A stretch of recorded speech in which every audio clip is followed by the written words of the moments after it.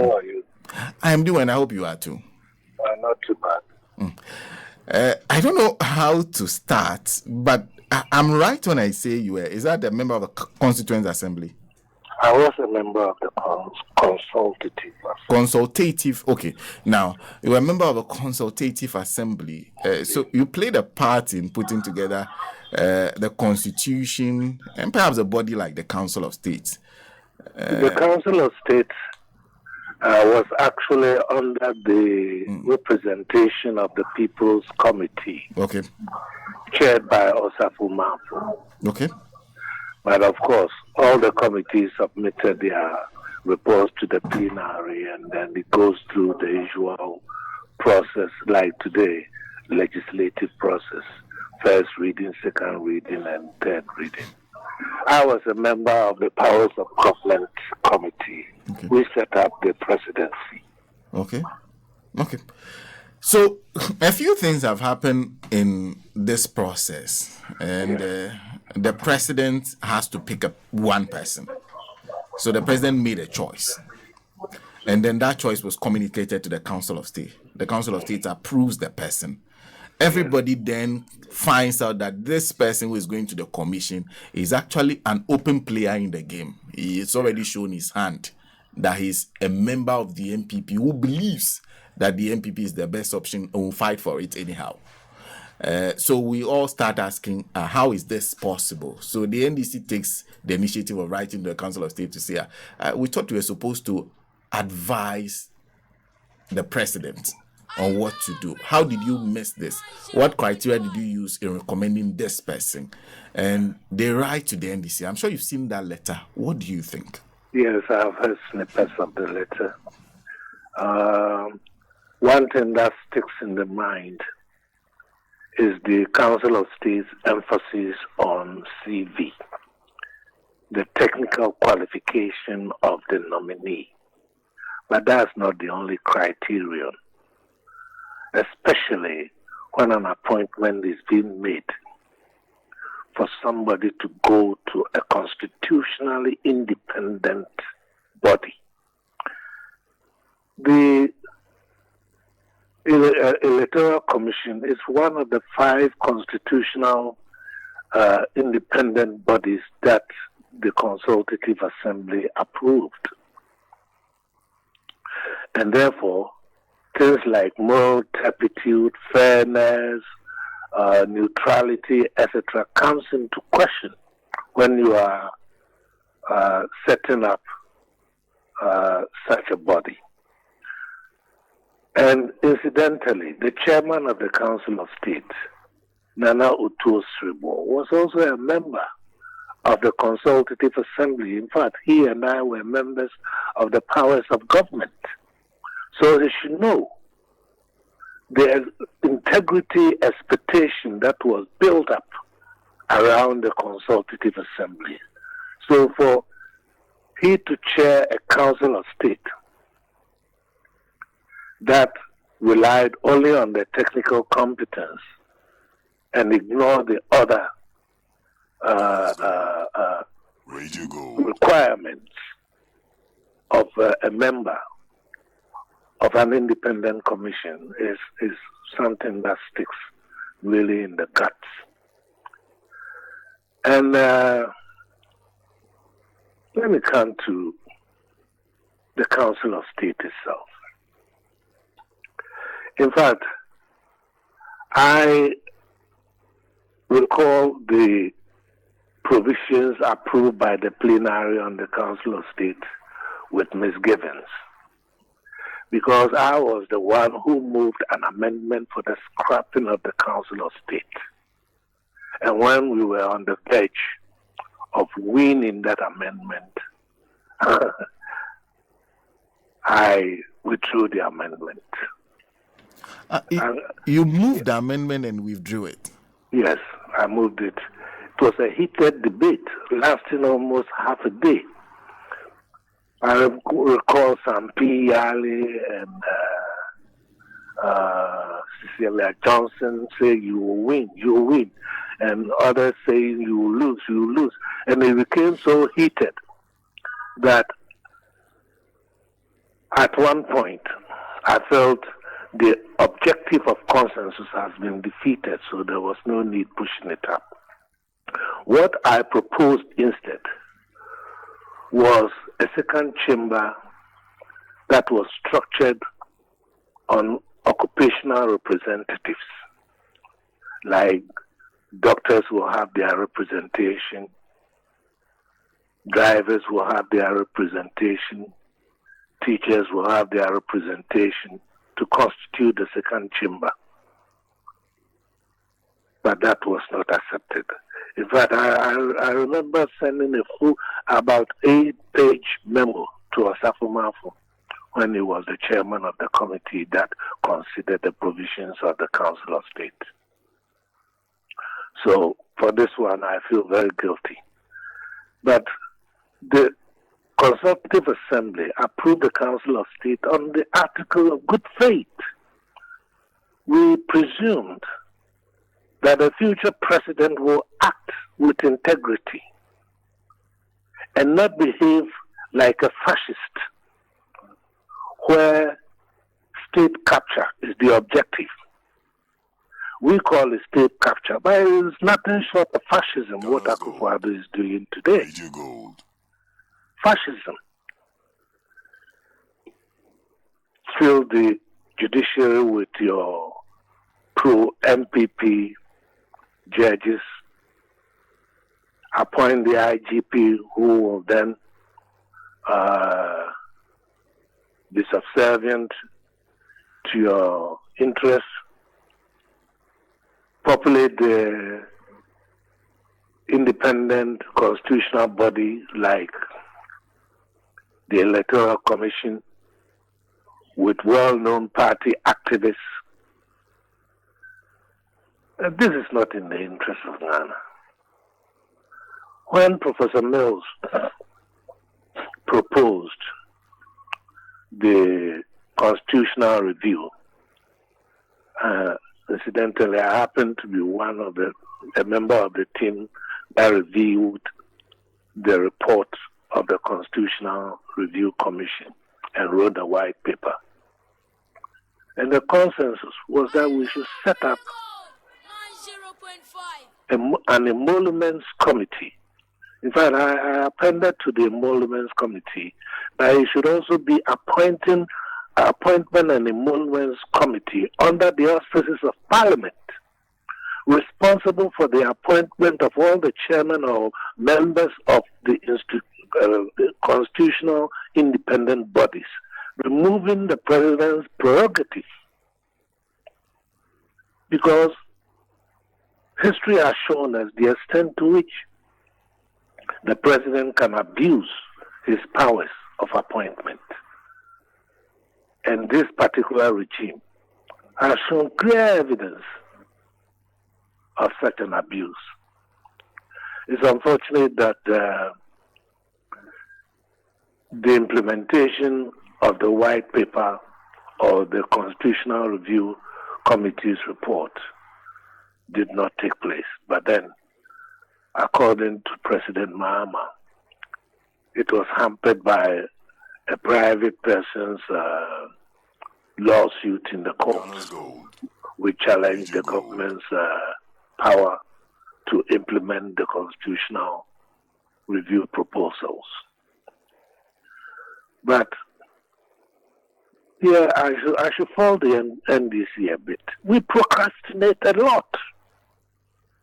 We know the right policies and yet we procrastinate. Take a long time to implement.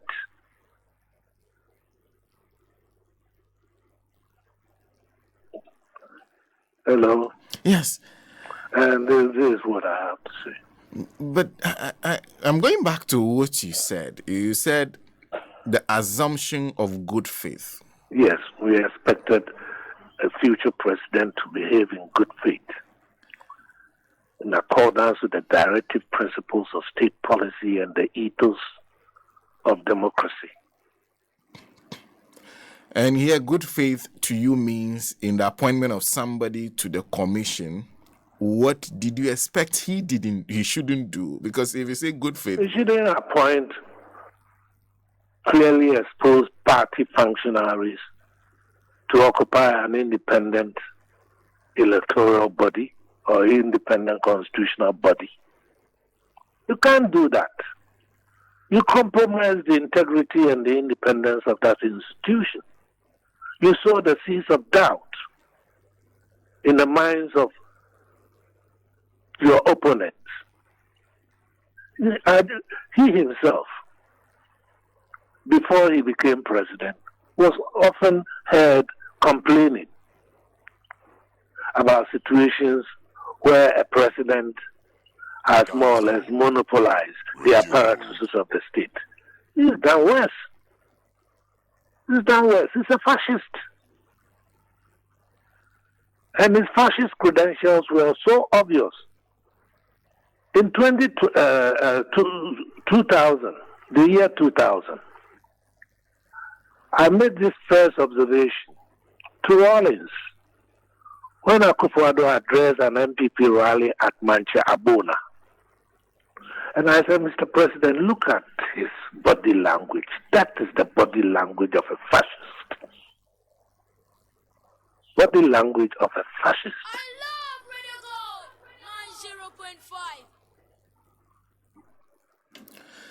Gold 90.5. Now, if you, because on us, you can assume good faith, but you should also then anticipate that perhaps you may have somebody who good faith does not matter to. So it how, was a. How are you to know? How are you to know?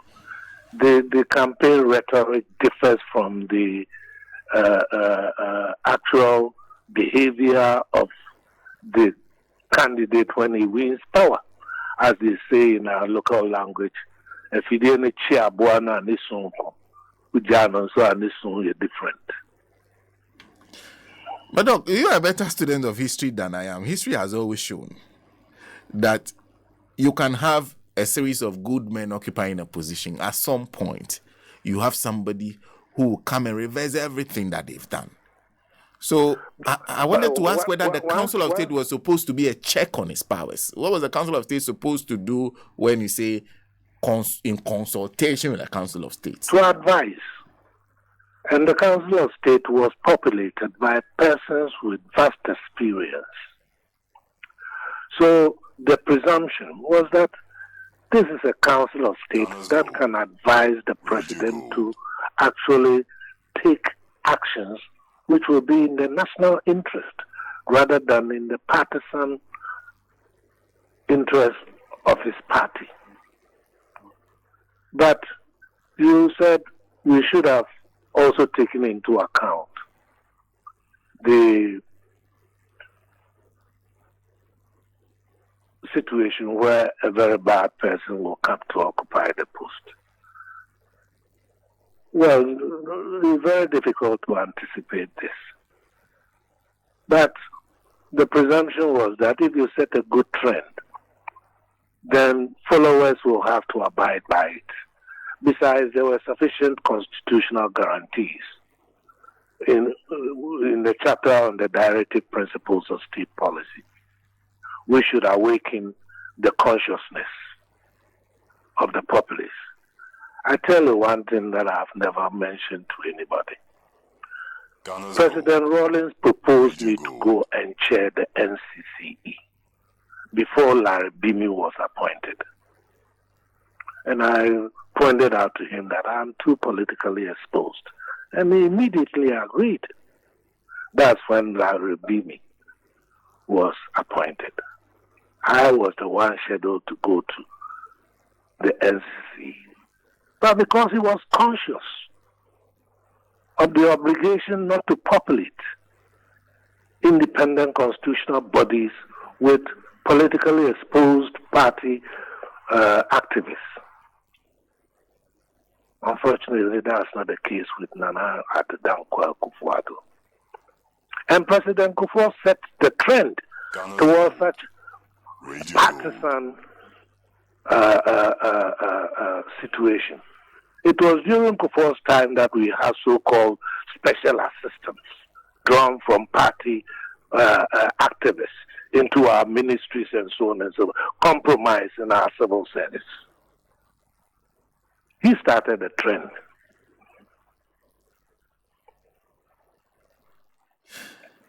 Now, where we are, and perhaps that's why you said you feel guilty. That I didn't go on and scrap the Council of State. That's what I feel guilty about. Which means you could have attained that if you had continued. Well, I think the way the debate was going, the Council of State was on its last leg. 3 legs have already been knocked out. So where we are in listening to this, which means that you feel that at this point, this Council of State has proven you wrong, right? When you held those. Oh, yes, we had our misgivings about a Council of State of whose membership, apart from the regional elected representatives, are all virtually appointees of the president. We felt it could not be neutral. It could not offer advice of integrity, that there was a tendency for such a council to be a poodle of the presidency. Those were the risks. But I've also heard some members of your party who have the opinion that, well, it really doesn't matter who is put at the commission, that if you're going, you're going. That if the Ghanaians want to get rid of you, they'll get rid of you, no matter who we put at the commission. What do you make of such thoughts and the fact that, listening to you, you have a huge concern about the appointment of especially Dr. APPIAHENE? Look, people say, oh, Ghanaians are very much awake today. They are gullible. They are not awake. The Ghanaian electorate, only about 15% who are the floating voters can be said to be awake. The rest are all gullible. They are gullible to propaganda. They are gullible to particular party lines. They vote emotionally. They do not take Ghana first into consideration. What they take into consideration is that I want my political party to be in power. Like Kufuor said, it's better you are a messenger in a party in government than a general secretary of a party in opposition. That was his wisdom. Ghana first does not matter to the average Ghanaian voter. That's why people are now flocking to join political parties, because the surest way to wealth, to well-being, to good job. Look, my uncle, my dead uncle, he was a stark illiterate, but he was a ward chairman of the MPP in Kumasi. And his nephew was a staunch leading member of the NDC. Whenever I go to Kumasi for a visit, he deliberately will hold a ward meeting in our house, in our family house. When I'm leaving, I will leave him with some money. Then 2000, we lost the elections and our party went into opposition. And when I go home, and I go, he said, my buyer go offer. I buy no buy no mama Oscar. But he will continue to vote MPP. It's in the blood, it's in the DNA. Likewise, an NDC supporter will vote NDC. It's in the DNA. They don't think about the implications of voting for a particular political party and what the party will do. They don't listen to the message. What they listen to is the propaganda. And sometimes you sit down and ask yourself, is Ghana worth dying for? The leadership don't have the interests of the party, of the country at heart. Those who are led don't have the interests of the country at large. How come a government construct a road with road signs and some individual will go and destroy the road signs for his own parochial purposes? People will vandalize street lights and so on and so on. Is this a country worth dying for? You ask yourself.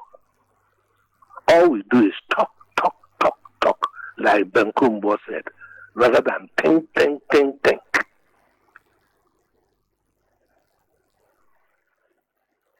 So, how How should this be resolved? Because if you read the ending portion of the Council of State, they clearly stated that once we have given our advice, the matter is out of our hand. How can the matter be functus when you are supposed to be advising the president, and you advise on the basis of your investigation into the background of the nominee? So it means you didn't do your background check on the nominee, or you did and you ignored the salient features of the compromising position of the nominee.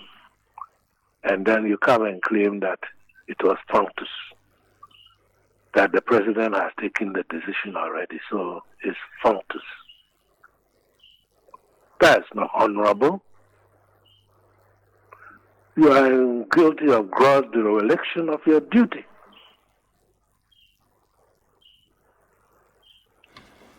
So you're clear in your mind. You even said that they were not put there to be looking at CV. Not CV alone. Okay. Technical competence is one thing. Moral competence, personal integrity, disaffiliation from political activism, especially to a body like the Electoral Commission that is supposed to be a referee. It must be independent in the true sense of the word, neutral. You don't go and put committed persons in a neutral body and expect the body to remain neutral. But that as it may, he is in a commission. Yeah. Which means the constitutional provisions apply to him if you want to remove him. Well, what the NDC and other concerned citizens can do is go to court and ask for interpretation of the Constitution, that it doesn't fit on a true interpretation of the Constitution, it doesn't fit the bill to be appointed. But then, this is where the catch is.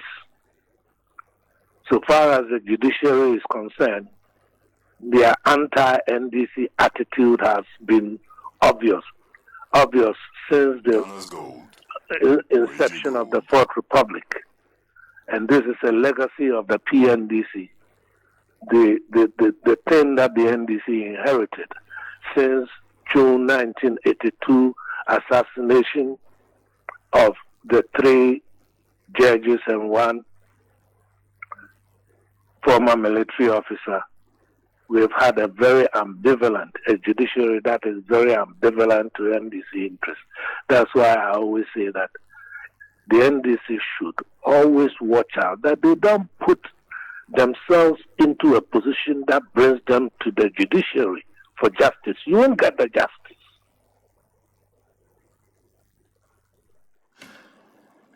So having said that, which means the road is closed? Well, you still set the records for posterity. You still go and file, test the law for posterity. If the Supreme Court says, yes, the president was right, it sets the record, it sets the pace.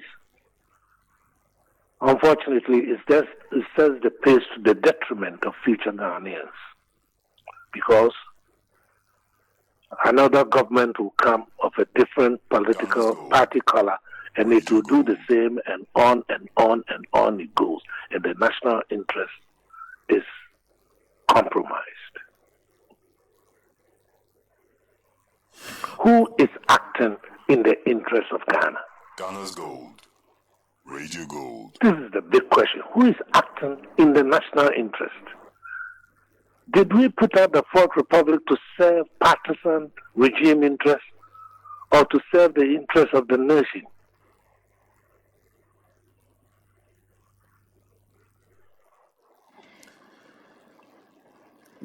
Then perhaps, let me conclude then by asking you, what should change because of this development in terms of the appointment of people to independent commissions?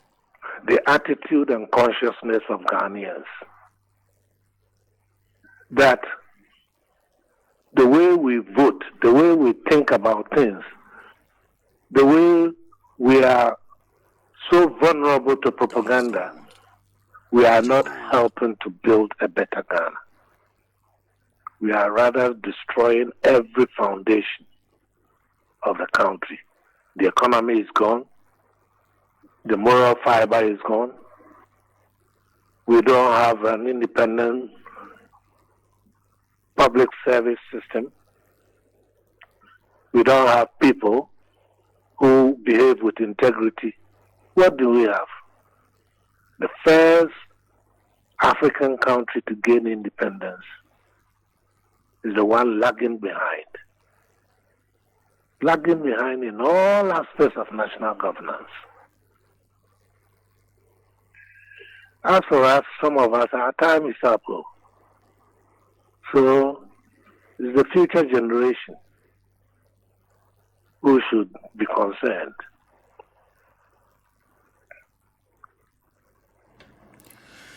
Doc, thank you very much for speaking to us this morning. You're welcome. And Dr. Tony Aidoo is former Ghana ambassador to the Netherlands and was speaking to us on the letter that's been sent to the National Democratic Congress by the Council of State. What we'll do is we'll take a short break. When we'll come back, we'll speak to Dr. David Percy, who is a student of history and politics. But before we do that, let me remind you of the fact that you always need to keep yourself secure, your property secure.